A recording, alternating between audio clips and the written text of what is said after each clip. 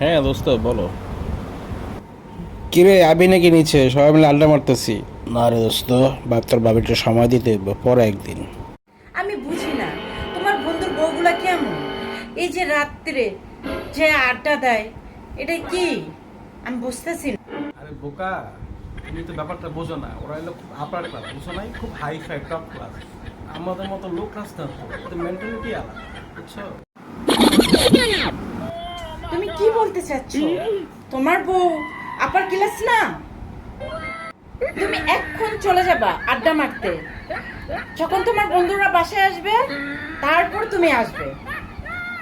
যাও তুমি দেখাই দাও তোমার বন্ধুদের তোমার বউ কত আপার ক্লাসের বউ। আচ্ছা ঠিক আছে ও, ঠিক আছে, আমি এক্ষুনি দেখা দিতেছি। আমি রাত্রে 12টা 1টা রাত পর্যন্ত বাসায় আসবো, বুঝছো? আমার নাম আমি চুপ করেই ছাড়লাম, দেখাই তো আমার বন্ধু।